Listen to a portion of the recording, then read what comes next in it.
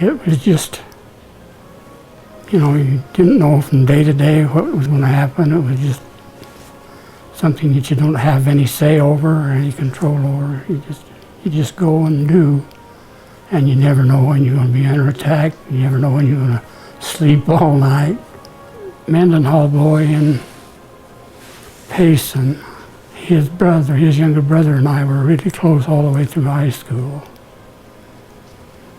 His name was Gordon Mendenhall, and he was killed in one of the early sea battles. We were still in high school when he was killed. Anyway, I was invited to go to his home for dinner, and Lynn said to me, "Don't you wear that Navy uniform. My folks can't take it." It wasn't too long before that he'd been killed. And so it really brought it home to me anyway. I really wasn't. That was probably foolish of me, because it didn't take long after we got overseas that we were right in action, and then I said, did I want to do this? And then after that first attack was over with, it was pretty exciting. And I don't know, I just never got really scared anymore.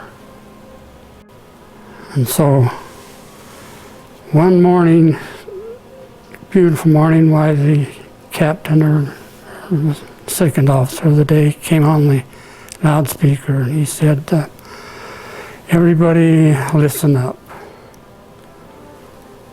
Because I guess sometimes we didn't listen when they had that speaker on, but he said,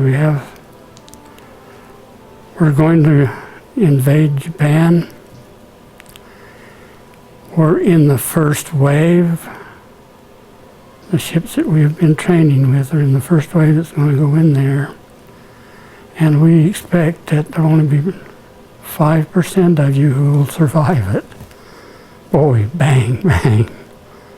The first action that I saw was a submarine at the island of Inuitok. That's no longer there, it's been blown up. And the action was that we were there getting supplies on board, and all of a sudden over the loudspeaker said, "Submarine in the area, general quarters." That means everybody go to your stations. And that didn't last very long, maybe 10, 15 minutes, but a destroyer, it was a middle-sized ship, come right by us and made a big circle out there. And he was dropping depth charges over his side just as fast as he could. And then over the loudspeaker came that carry on. The submarine was sank. And we looked over there at the area, and all we could see was oil coming up. At Okinawa, it was just constant. There was no let up. That was the last big battle that they were in, and the last big one that we entered.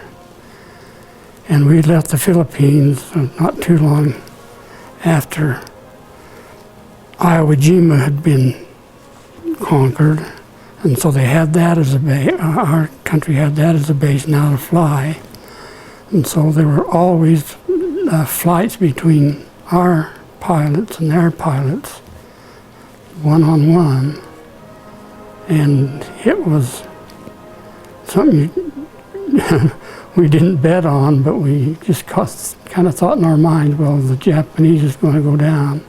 And most of the time, it was the Japanese that lost the battle. And then, when they decided they were really going to push us out, in Okinawa, they already had guns and things set up, tunnels full of food, everything that they would need in an invasion, and they were really prepared for the GIs to come ashore and drive them out of there. And when they decided to use those not zeros, but the suicide planes, where they just come at us night and day, we would get the call to come up on your battle station, we'd be there and the attack would come. We'd shoot like wildfire at whatever planes were up there. And then we go back.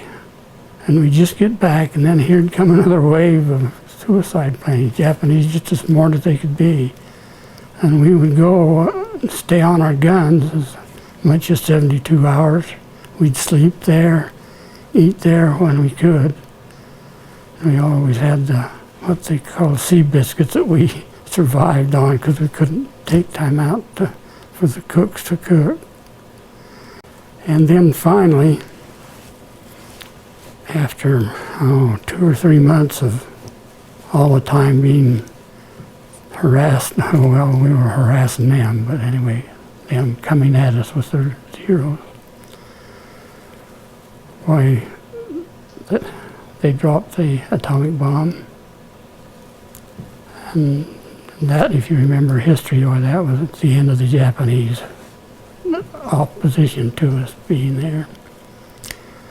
But some of the things that happened there was, and we got to, or had to see it, was they had propagandized the citizens there, Japan, that they were going to be raped and killed and all those things till they would take their own life. And a lot of them got up on the cliffs there at Okinawa and jumped off to their death, committed suicide rather than be captured. That was just stuck in my throat for a long time. Well, it was really powerful in the age group I was in because we didn't get there for the start, but we got there for all of the winding up battles. And I just think it was, we all felt like, you know, we're really doing something. We're saving the country. Whether we did or not, I don't know.